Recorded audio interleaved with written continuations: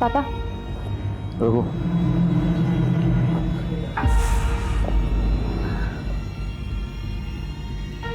पानी। क्या बात है, आज बिना बोले सारे काम हो रहे हैं? कुछ चाहिए क्या तुम दोनों को? वो प्रियंका को कॉलेज टूर के लिए जाना था, इसके सारे फ्रेंड्स भी। तो जय, ये काम तुम भी कर सकती हो, मेरा सिर क्यों खा रही हो? वो नेट बैंकिंग का पासवर्ड मैं भूल गई तो अकाउंट ब्लॉक हो गया है।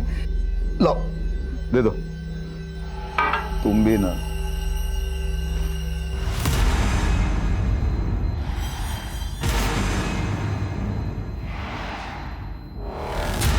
इस लड़की का फोटो क्यों रखा है फोन पर?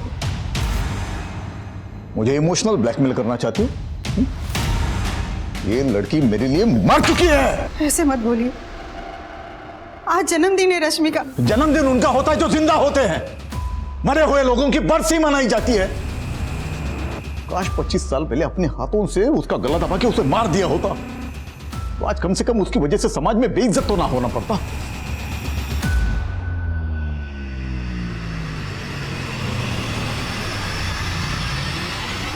Happy birthday to you. Happy birthday, Rashmi.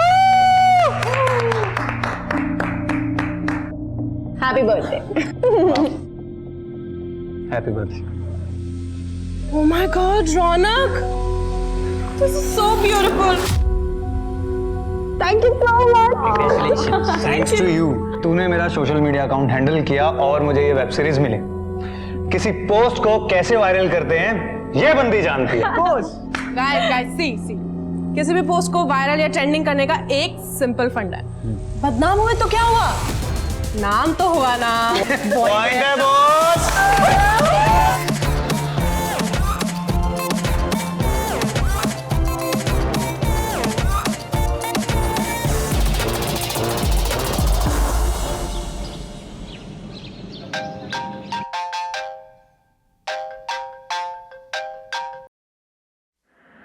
Hello रश्मि, ये तूने क्या किया? रौनक, एक मिनट। क्या हुआ है पहले ये बता। देख, मेरे सामने नाटक मत कर। मेरी इमेज की तो तूने लगा दी है, और मेरे घर पर जो तमाशा चल रहा है वो अलग। अगर मेरा करियर डूब गया ना, मैं तुझे जिंदा नहीं छोड़ूंगा। रौनक, पहले बदतमीजी से बात करना बंद करो और आराम से बताओ हुआ क्या है। अभी के अभी मेरा सोशल मीडिया चेक कर जाकर, पता चल जाएगा कि कल तूने क्या पोस्ट किया है।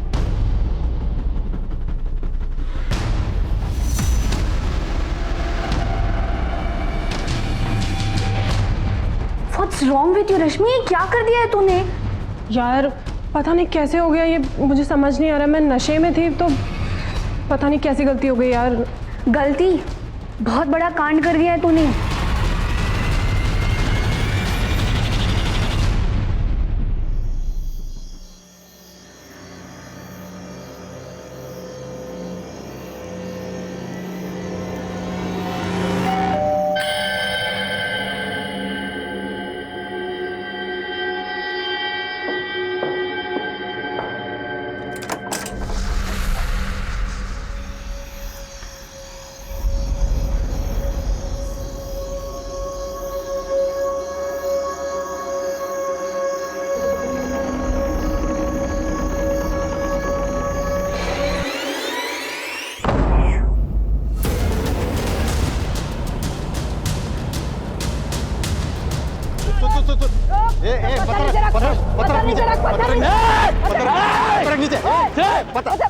पत्थर नीचे रख पत्थर। इस भिखारी के पास एक सूटकेस है जिस पर खून के धब्बे। लोगों ने देखा तो पीसीआर को फोन किया। अब ये किसी को पास नहीं फटकने दे रहा सूटकेस के सर। पत्थर नीचे रख। पत्थर नीचे रख। पत्थर नीचे रख। राम।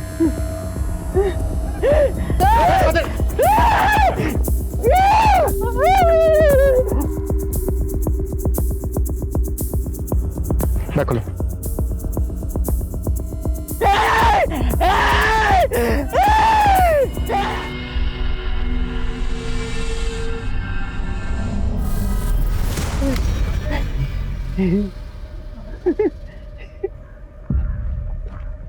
तूने क्या है सब? तूने मारा ना इस लड़की को? तूने मारा? एक सेकेंड सर, ये भिखारी मंदबुद्धि है। कि मंद बुद्धि है या तेज बुद्धि है ये तो चेकअप के बाद ही पता चलेगा। हो सकता है इसने ही मारा हो इस लड़की को और पकड़े जाने के डर की वजह से एक्टिंग कर रहा हो। नहीं सर, आसपास लोगों से पूछताछ की थी, वो कई सालों से इसे ऐसे ही देख रहे हैं, यूं ही घूमता रहता है। तो हो सकता है ये सूटकेस इसको कहीं से मिला हो, या फिर ये भी हो सकता है कि किसी ने सूटकेस फेंका और इसने उसको देखा हो। इससे हमें कातिल का हुलिया पता चल सकता है। सर इधर देखिए।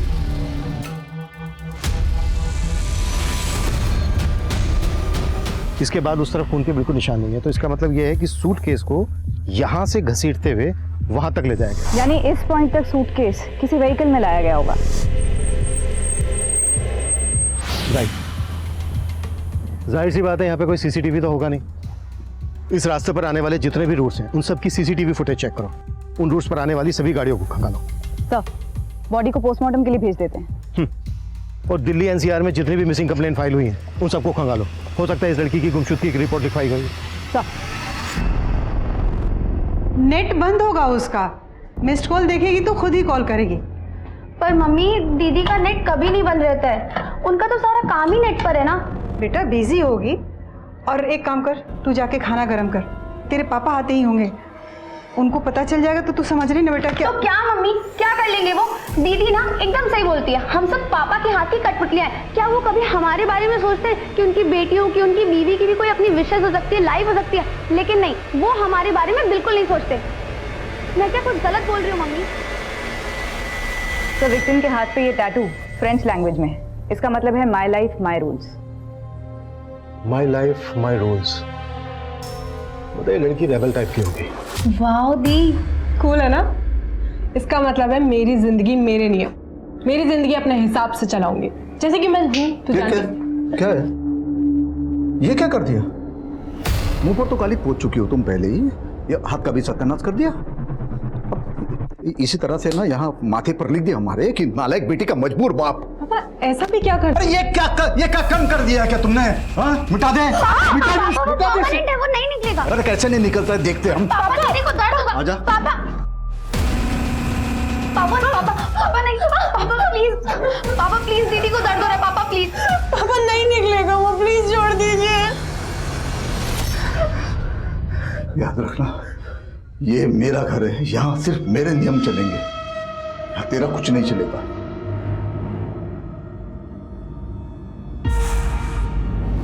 विक्टिम के बारे में और कोई इन्फॉर्मेशन मिली? सर, दिल्ली एनसीआर की सारी मिसिंग कंप्लेंट्स चेक की, लेकिन उनमें से एक का भी विक्टिम से हुलिया मिलता नहीं। प्रतिभा, एक काम करो, लड़की के हाथ पे जो ये टैटू बनाया है माई लाइफ माई रूल्स, ये टैटू सभी टैटू आर्टिस्ट को दिखाओ। हो सकता है जिस आर्टिस्ट ने टैटू बनाया होगा उसके जरिए से लड़की की पहचान पता की जा सके। और एक बात, लड़की ने जो ये कपड़े पहने, देखो इन कपड़ों के जरिए इसकी पहचान पता की जा सकती है। सर,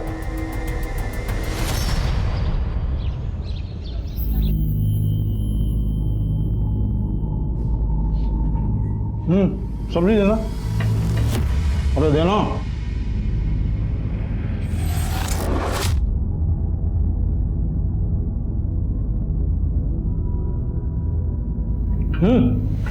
तोल के डाल दे क्या? डाल दे अच्छे से। थोड़ी बची है, मेरे और अंजलि के लिए रखी है। कमाता है उसको भूखा रखेगी, खुद पेट भर के ठूस ठूस के खाएगी। वो भी तो भूखी है। और खाएगी भरा पेट, और चैन से खाने भी नहीं देते। अरे तुम्हारा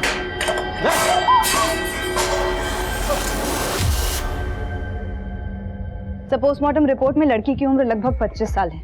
मौत गला घुटने की वजह से। तो लाश सुबह 10 बजे मिली, लेकिन मौत 7-8 घंटे पहले ही हो चुकी थी। लाश 10 बजे मिली और उससे 7-8 घंटे पहले मर्डर हो चुका था, मतलब रात के कोई 2 से 3 के बीच में मर्डर हुआ होगा। जी सर। बॉडी के टुकड़े मारने के बाद किए गए, वो भी किसी तेजधार हथियार से, और विक्टिम के ब्लड में अल्कोहल के ट्रेसेस भी मिले। सेक्सुअल असॉल्ट बहुत ही ब्रूटली हुआ है, प्राइवेट पार्ट बुरी तरह से डैमेज। टैटू के जरिए लड़की के बारे में कुछ पता चला? तो सभी टैटू आर्टिस्ट का यही कहना है कि ये tattoo my life my rules 1-2 साल पहले काफ़ी पॉपुलर हुआ था, तब कई लोगों ने बनवाया था। इनफैक्ट सर, लड़की के कपड़ों से भी कोई क्लू नहीं मिला है। प्रतिभा, एक काम करो, लड़की की फोटो सभी न्यूज़पेपर में पब्लिश करवाओ, शायद कोई आइडेंटिफाई कर ले। सर, सरकार ने कल से धारा 144 लागू कर दी है।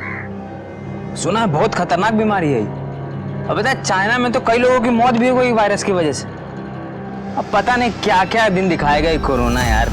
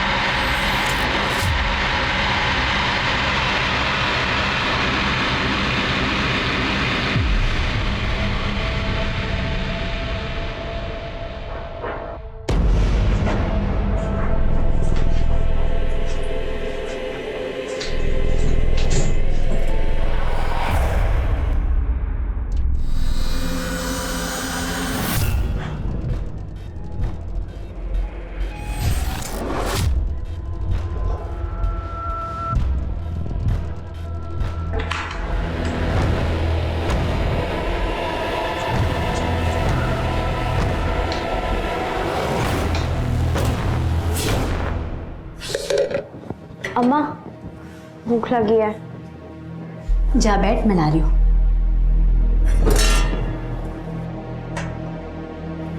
माँ हाँ, सब्जी नहीं बनी? तेरे बाबा के लिए रखी है बेटा। तू जानती है ना, अगर उन्हें कम पड़ा तो हम दोनों को खा जाएंगे। पता नहीं कब पीछा छूटेगा उस आदमी से। ऐसा नहीं बोलते बेटा, जैसे भी हैं तेरे बाबा हैं, और हमें जो भी मिल रहा है ना उन्हीं की वजह से मिल रहा है, समझी? इंदु भाभी, गणेश भाई का एक्सीडेंट हो गया, जल्दी चलिए।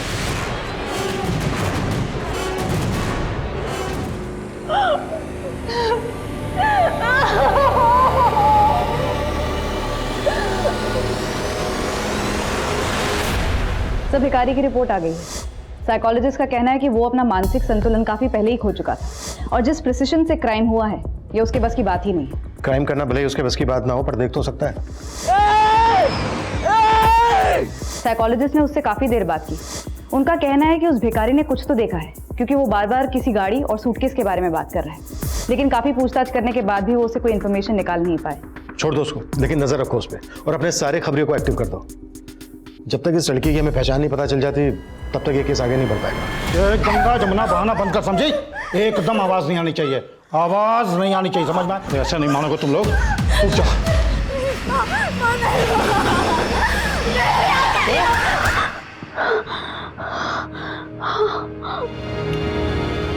आंटी आंटी, क्या हुआ मधु? आज का आपने न्यूज़ देखा? नहीं, नहीं देखा? क्या बात है? आंटी, दिल्ली पुलिस को एक लड़की की लाश मिली है जिसके हाथ पे टैटू बना है, जैसे रश्मि के हाथ पे बना था।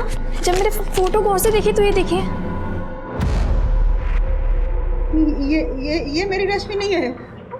मेरी रश्मि तो मुंबई में है। क्या हुआ? वो तो 3 साल से दिल्ली आई ही नहीं। अंकल ये क्या हुआ है बताइए। देखिए।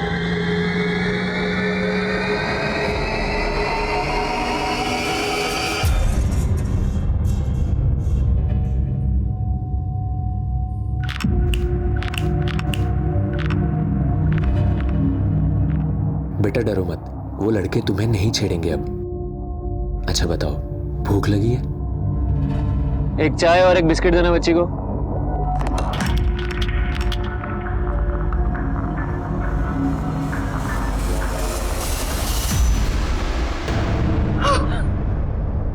मेरे बच्चे!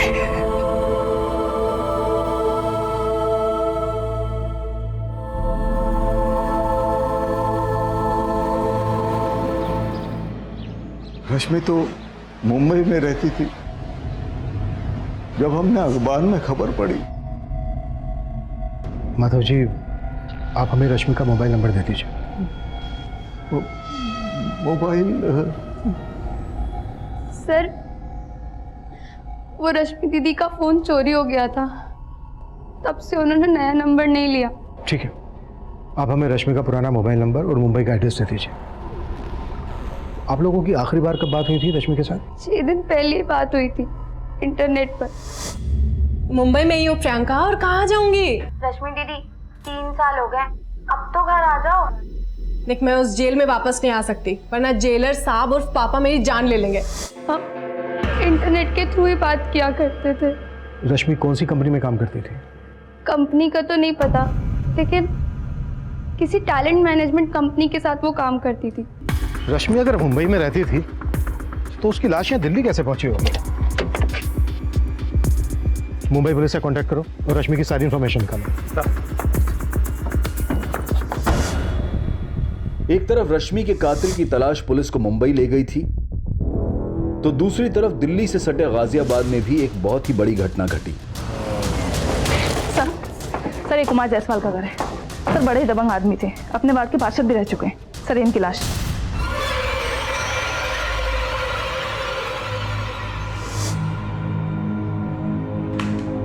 गला घोंट कर मारा गया इनको। लाश से बदबू भी बहुत आ रही है। लेकिन ये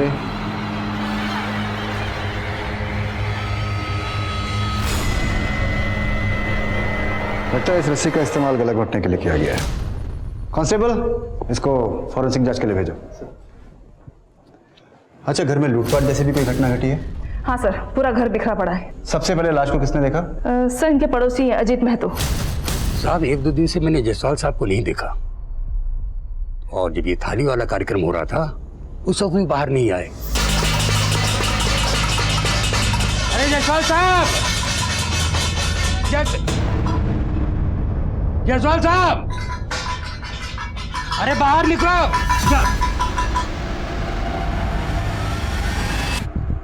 और कौन कौन है इनके परिवार में? जायसवाल जी का बड़ा बेटा जो है वो तो यूएसए में रहता है और बेटी महिमा जो है वो मुंबई में। यहाँ पर इनके साथ इनका नाती आरव रहता है बस। और आरव अब कहाँ है? आरव को तो मैंने कई दिनों से नहीं देखा। लास्ट टाइम जब मैं उसको देखा था तो अपने ही घर में चोरी करता है, अपने ही घर में चोरी करता है। जी क्यों मार रहे हैं आरव? अरे नशेड़ी हो गया एक नंबर का, अपने ही घर में चोरी करता है। साहब आरव को तो नशे की लत पड़ गई थी और इसके लिए उसने घर में कई बार चोरी भी किया है। मुझे तो ऐसा लगता है साहब के पैसे के लिए ही उसने सब पूरा घर छान लिया, सारी कीमती चीजें चोरी हो चुकी है। सर जायसवाल साहब के पास एक गन थी, वो मिली होगी आप लोगों को। उनके पास गन? जी सर पूरा घर देख लिया, कोई गन नहीं मिली। सर रश्मि की बहन प्रियंका ने हमें जो उसका मुंबई का एड्रेस दिया था वो फेक है सर। रश्मि की फैमिली कहती है कि रश्मि मुंबई में रहती थी, वो दिल्ली कभी वापस लौटी नहीं। अब या तो रश्मि ने अपनी फैमिली से झूठ बोला या फिर रश्मि की फैमिली हमसे झूठ बोल रही है।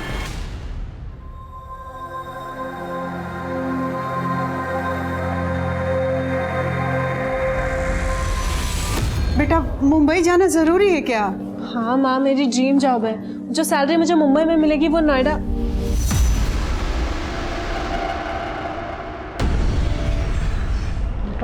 ये सब्जियां लाइए, ये रख दो।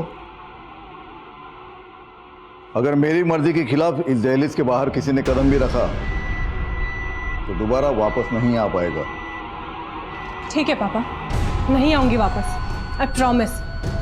तो जाओ और वापस मत आना, और आ गई ना गलती से तो गला दबा के यहीं पे खत्म कर दूंगा तुम्हें, तो काट काट के फेंक दूंगा तुमको।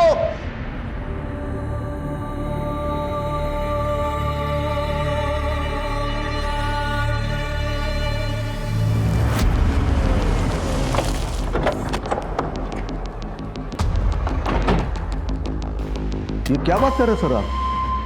हम आपसे झूठ क्यों बोलेंगे भला? देखिए पहली बात तो मेरी रश्मि से कभी बात होती नहीं थी, ये प्रियंका की बात होती रहती थी। तो प्रियंका तुम बता देना उनको, रश्मि जब मुंबई से तुझे फोन करती थी और जब मुंबई में रहती थी कहाँ कहाँ घूमने जाती थी सब बताती थी ना तुझे, तो बता देना इनको। सर रश्मि दीदी मुंबई में ही रहती थी, मलाड में। वो दिल्ली में रहती थी, उन्होंने कभी मुझे ऐसा बताया नहीं। और वो मुझसे क्यों झूठ बोलेंगी सर? प्रियंका, अगर कोई ऐसी बात है जो तुम अपने माँ बाप के सामने हमसे नहीं बताना चाहते तो एक मिनट माधव जी, एक मिनट, तो तुम हमसे अलग से भी बता सकते हो। नहीं सर, ऐसी कोई बात नहीं है। ये रश्मि का परिवार हमसे झूठ बोल रहा है और एक दूसरे से भी। रश्मि की फैमिली पे नजर रखो सर। और सर रश्मि के पुराने नंबर की डिटेल्स कल तक आ जाएंगी, वो किन किन लोगों के साथ टच में थी ये भी पता चल जाएगा। रश्मि के दोस्तों से मिलते हैं, हो सकता है जो बात हमें रश्मि की फैमिली नहीं बता रही उसका दोस्त बता। सर कुमार जायसवाल का नाती आरव, उसका अभी तक कुछ पता नहीं चला है। लेकिन सर एक काम की खबर हाथ लगी है, एक ड्रग पेडलर अंकुर है, उसके साथ इस आरव का उठना बैठना था। ठीक है, ये माना कि अंकुर आरव अप्लाई करता था, लेकिन इससे कहीं साबित नहीं होता कि उसका मर्डर से कोई लेना देना हो सकता है सर, क्योंकि अंकुर ने आरव को बेचने के लिए, लेकिन ये नशे का आदी आरव, उसने सारे खुद ही उड़ा दिए। तब तो ये अंकुर आरव के पीछे हाथ धो करके पड़ गया होगा अपने नुकसान की भरपाई करने के लिए। जी सर, घटना के 3 दिन पहले आरव गया था अंकुर को पैसे देने के लिए, लेकिन कुमार जायसवाल ने इन दोनों को देख लिया था।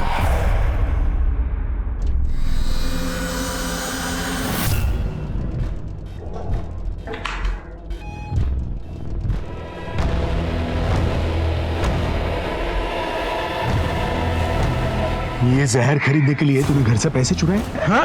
यही से कहा तुझे, तू कहाँ जा रहा है? पैसे दे मेरे, वरना गोली मार दूंगा। पैसे दे, पैसे दे, पैसे। रोक रोक। अपने खबरियों से कहो इस अंकुर की कुंडली खंगा ले। सर रश्मि के फादर माधव अंकल बहुत कंजर्वेटिव और गुस्सैल आदमी है। ऊपर से वो रश्मि से तो बहुत ज़्यादा ही चिढ़ते थे। एक बार तो अच्छा सुनना, वो फाइल प्लीज आज मुझे कंप्लीट करके दे दे। हाँ, और मेरी फाइल रहेगी, वो भी ईमेल मैं करना था लेट हो रहा मुझे। हूँ, जो निकलना है, और कल तुम्हें कब तक करना है बता देना मेरे को, ठीक है? चलो ओके। हाँ ठीक है। पापा वो बीच रास्ते में और लड़कों के साथ लिपटने चिपकने के लिए तुमको आदत दी चाहिए थी। पापा ये दोस्त है मेरे। दोस्ती का मतलब बताया मैं। चल घर चल, चल घर चल, बताते हैं तुमको। और फिर घर ले जाने के बाद भी उसकी बहुत पिटाई की। उसके बाद से तो रश्मि ने शहर भी छोड़ दिया। फिर मेरा भी कोई कांटेक्ट नहीं रहा उससे। क्या रश्मि वाकई किसी के साथ रिलेशनशिप में थी? I am not very sure sir, लेकिन ऑफिस से कई बार वो हाफ डे लेकर निकल जाया करती थी, तो मुझे भी ऐसा लगा कि शायद she is seeing someone, but उसने मुझे ऐसा कभी बताया नहीं। क्या रश्मि के फादर माधव का रश्मि की हत्या में हाथ हो सकता है? I am not sure sir, पर मैं रश्मि को उसके कॉलेज के टाइम से जानती हूँ। कॉलेज में वो किसी भी लड़के से बात नहीं करती थी, अपने पापा के डर की वजह से। उसके पापा ने अपनी दोनों बेटियों को धमका के रखा था कि किसी भी लड़के से बात की तो वो जान से मार देंगे। ये क्या बोल रहे सर आप? अगर मुझे रश्मि को मारना ही होता तो 3 साल पहले ही मारता मैं, जब मेरी मर्जी के खिलाफ उसने हमारे घर के दहलीज के बाहर कदम रखा था मुंबई जाने के लिए। देखिए सर, मैं बाप हूं उसका, और एक बाप का कर्तव्य होता है बच्चों को डिसिप्लिन सिखाना, जो कि मैंने मेरा कर्तव्य किया है। मैं बोल रहा हूं ना कि रश्मि के साथ ये जिस किसी ने भी किया है ना, उसे कड़ी से कड़ी सजा मिलनी चाहिए। तो मिलकर रहेगी, तो चाहे वो कोई भी हो, आप ही क्यों ना हो। अगर आपको यह लगता है कि यह सब मैंने किया है तो आप साबित करके दिखाइए। अब मैं चलूं?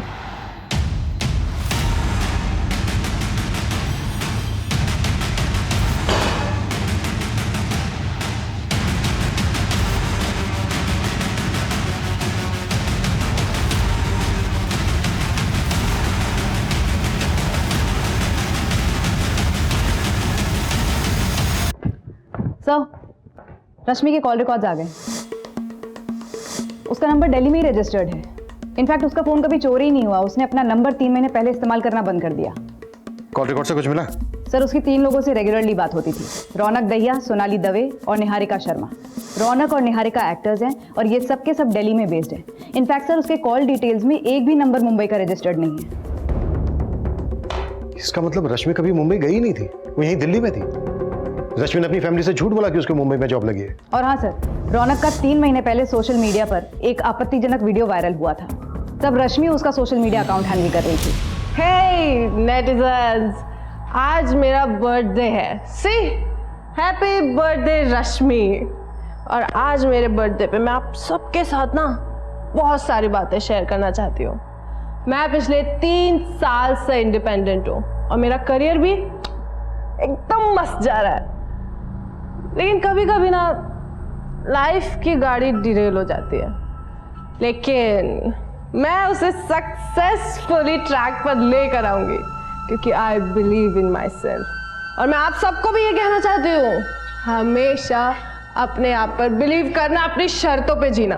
और अरे मैंने बहुत बोल लिया। लेट्स मीट द हॉट चिक निहारिका। कौन? हाय। अरे इधर आया। Oh god, wait wait. पीछे पीछे। Oh god, look at that, look at that. क्या कर रही है? बंद कर।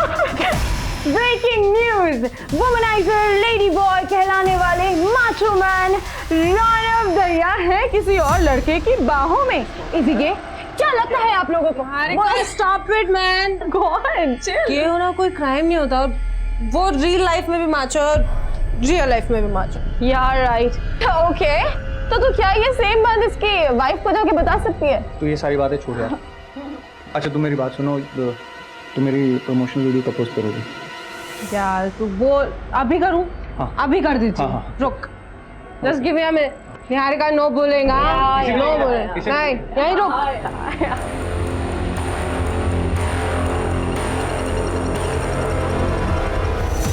अगर मेरा करियर डूब गया ना, मैं तुझे जिंदा नहीं छोड़ूंगा। रौनक, पहले बदतमीजी से बात करना बंद करो और आराम से बताओ हुआ क्या है। अभी के अभी मेरा सोशल मीडिया चेक कर जाकर, पता चल जाएगा कि कल तूने क्या पोस्ट किया।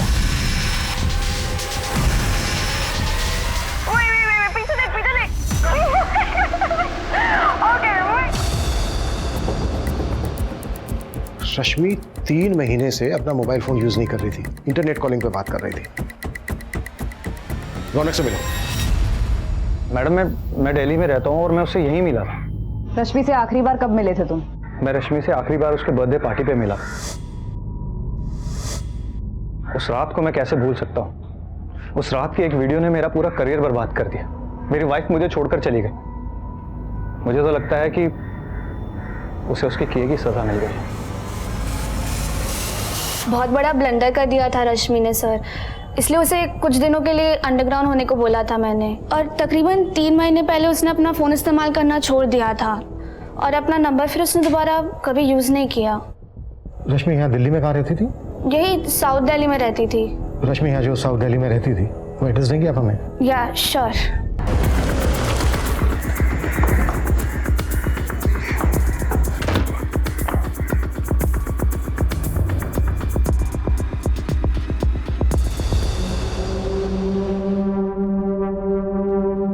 रश्मि का मर्डर यहीं किया गया है।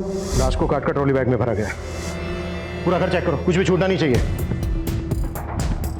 मर्डर के बाद ब्लड साफ करने की कोशिश की गई है, फिर भी ब्लड के निशान छूट गए। वो जो एक्टर है रौनक, उसकी कुंडली निकालो। उसके पास तगड़ा मोटिव है मर्डर करने का। आसपास चेक करो कि कोई सीसीटीवी है क्या।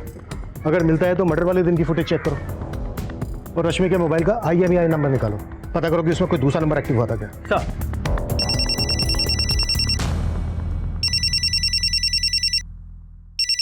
हेलो,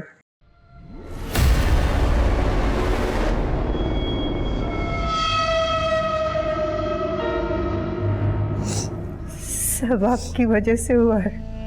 ना आप बेवजह शक करते उस पे और ना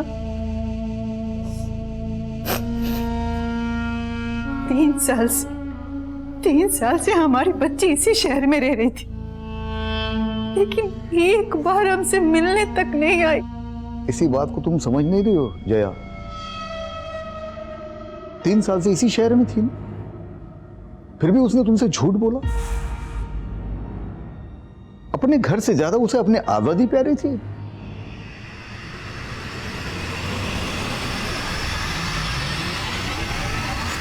राजू बेटा, तुम अपना और अपनी बहन पिंकी का ख्याल रखना।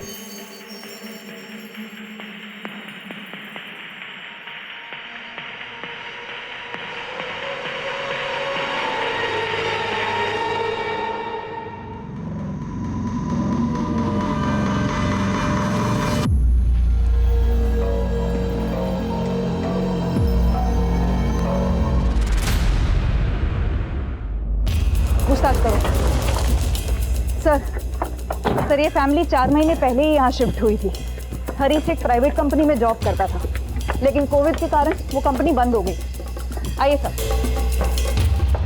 ये देखिए सर, ये हरीश। सर एक बॉडी बेडरूम में भी है,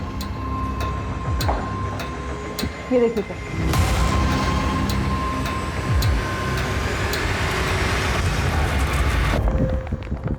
हरीश की पत्नी सुषमा के CDR में 1 नंबर सस्पिशियस मिला है।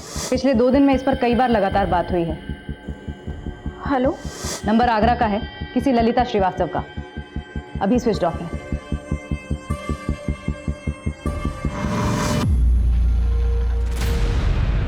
सर 5 साल पहले ललिता ने खुदकुशी की थी। इन्वेस्टिगेशन में कुछ सस्पिशियस तो नहीं मिला, बस इतना पता चला कि खुदकुशी करने से पहले ललिता बैंक गई थी। बैंक के एक एम्प्लॉय ने उसको ठगा था। ठीक है, आप चिंता मत कीजिए, आपका काम हो जाएगा और 2 दिन के अंदर अंदर आपका पैसा आपके अकाउंट में आ जाएगा।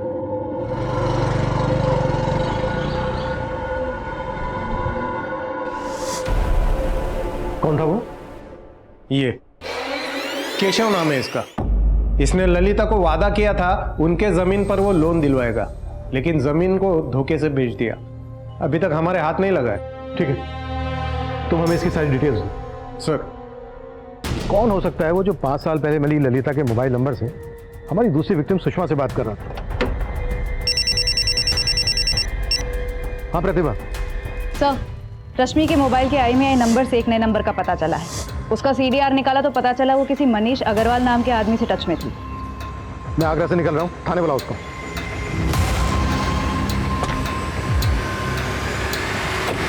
सर, सर रश्मि और मैंने शादी कर ली थी सर। सर हम दोनों प्यार करते थे सर एक दूसरे से। हम दोनों ही अपने अपने घर से मुंबई में अच्छी जॉब का बहाना करके निकले थे, लेकिन शादी के बाद भी हम दिल्ली में ही थे सर। सर रश्मि अपने घर वालों से झूठ बोलती थी कि वो मुंबई में है। वो मेरे साथ यहीं थी दिल्ली में सर। बहुत खुश थे सर, पता नहीं किसकी नजर लग गई हमको, और हमारे बीच हर छोटी मोटी बात पे झगड़े होने लगे, और फिर ये धीरे धीरे झगड़े बड़े होते गए सर। इसीलिए तूने मार डाला रश्मि को? नहीं सर, मैंने मारा नहीं है सर उसको। मैं मानता हूँ कि हम अलग हो गए थे, लेकिन अलग होने के बाद भी हम लोग टच में थे सर। ऐसी रही पार्टी? ऑसम। और तुम्हें तो पता ही है ना, पीने के बाद निहारिका की ऑस्कर वाली स्पीच। यार तुम्हें होना चाहिए था यहाँ पर। अरे यार मुझे आना था, मैं थोड़ा बिजी हो गया काम में।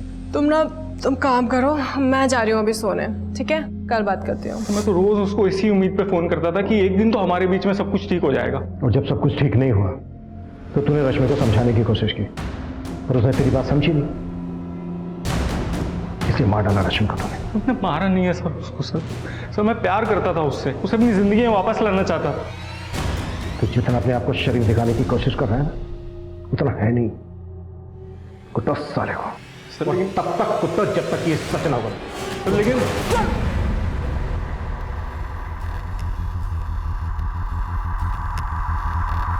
अंजलि बेटा कितनी देर कर दी? सॉरी माँ, काम थोड़ा ज्यादा था। बस काम काम काम काम के चक्कर में ना तुम माँ को भूल जाएगी, है ना? अब आप नाराज मत हो। अच्छा एक काम करते हैं, हम ना आपका दिमाग ठंडा करने के लिए ठंडी ठंडी कुल्फी खाते हैं, यहाँ पास ही में बहुत अच्छी मिलती है। क्या हुआ? कुछ नहीं, चल। कब से बैठ के इंतजार कर रही थी मैं, अब आएगी अब आएगी।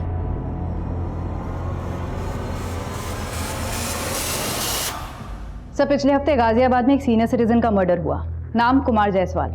मोडस ऑपरेंडी लगभग हरीश शाही के फैमिली के मर्डर्स जैसी। रस्सी से गला घोटकर हत्या, घर में लूटपाट एंड नो फिंगरप्रिंट्स। और हाँ सर, गाजियाबाद पुलिस को क्राइम सीन से नायलॉन की रस्सी मिली। नायलॉन की रस्सी? कोई अरेस्ट हुआ था उस केस में? 2 लोग सस्पेक्ट हैं। विक्टिम का नाती आरव जो कि है, और उसका डीलर अंकुर, ये दोनों लोग फरार हैं। सब पूछताछ में पता चला है पिछले 2-3 हफ्तों में गाजियाबाद और गुड़गांव में इस तरह की घटनाएं होती रही हैं। मतलब रस्सी से गला घोटकर हत्या और क्राइम सीन से कोई फिंगरप्रिंट नहीं।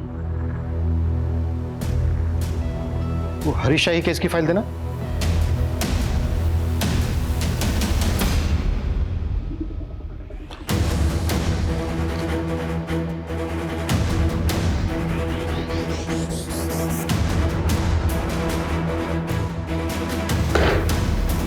इसमें कोई डाउट नहीं है, गाजियाबाद में हुए मर्डर का हरीश की फैमिली में हुए मर्डर से कनेक्शन है। ऐसी चीजें खंगालो जो इन मर्डर्स में कॉमन है। सब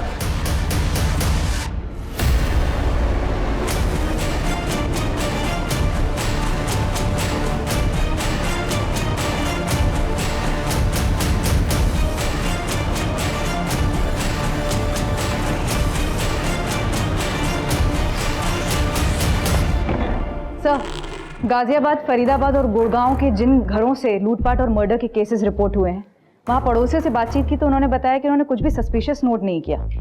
सर किसी भी घर में सीसीटीवी नहीं था, तो कौन आया कौन बाहर गया इसका कोई रिकॉर्ड नहीं। लेकिन सर जब मैंने उन घरों तक जाने वाले रास्ते की सीसीटीवी खंगाली तो एक बड़ी चौंकाने वाली बात हाथ लगी।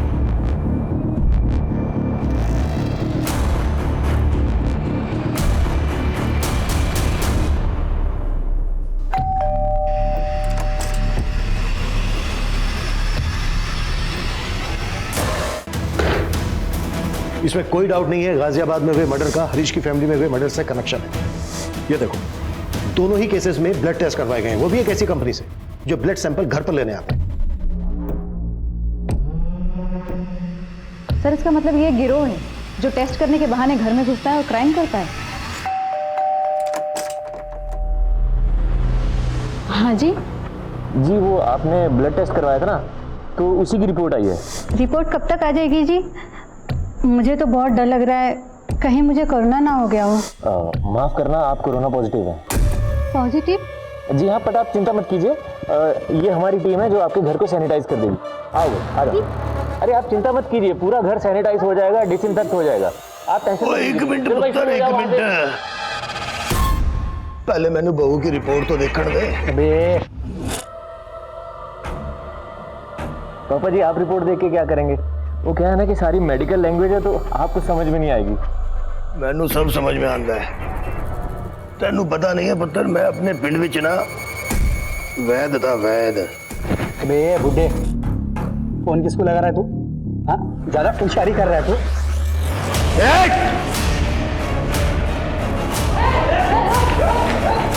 उतारो सबके नकाब।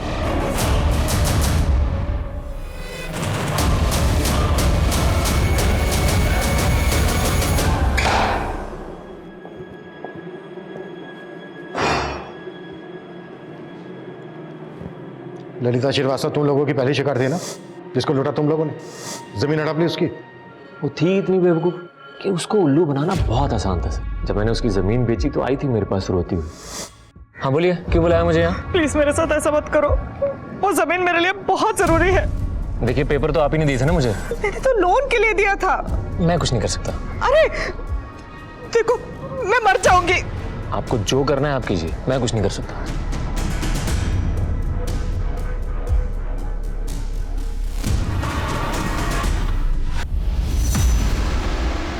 अच्छे से सीधे बोलो, किस किस का क्या क्या रोल था?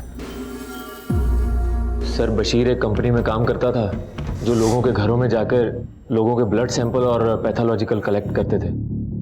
और सर फिर यही हमें बताता था कि किस किस घर में कितने लोग रहते हैं और उनकी कितनी प्रॉपर्टी है। फिर अंजलि हर जगह जाके रेकी करती थी। हाँ सर, बहुत ही बेकार हालत में मिली थी सर मुझे, एकदम भूखी प्यासी। मेरे बाप से भी बढ़कर है वो, हमेशा अपनी बेटी की तरह ख्याल रखा। तब से मैं श्याम के साथ ही काम करती हूँ। जब हम लोग घर मार्क कर लेते थे तो उसके बाद अंजलि उस घर में जाकर ये देखती थी कि इस घर में कौन कितने बजे आता है, कितने बजे जाता है, कितने लोग रहते हैं, वो हमें पूरी रिपोर्ट देती थी। और सर नीलेश इस बात का ध्यान रखता था कि गाड़ी को कहाँ रोकना है, कहाँ से निकलना, ताकि हम लूट करके फटाफट उस रास्ते से निकल जाए। और सर फिर हम पूरी तैयारी के साथ लोगों के घरों में जाते थे।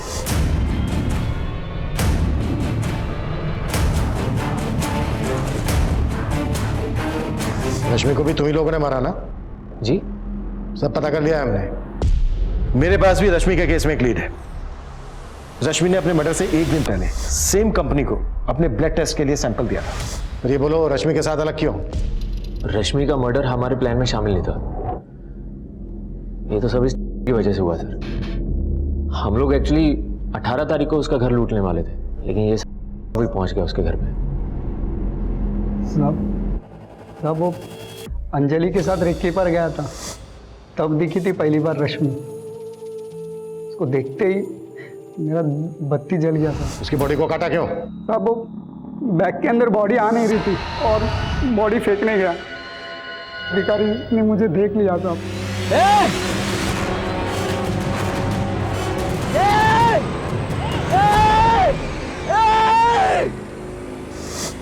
तो कितने लोगों को लूटा तुम लोगों ने? सर यही कोई 500-550 लोगों को ठगा होगा। इनकी चीखें 1 किलोमीटर दूर तक सुनाई देनी चाहिए पुलिस स्टेशन के। ये लो, कुत्ता सालों को।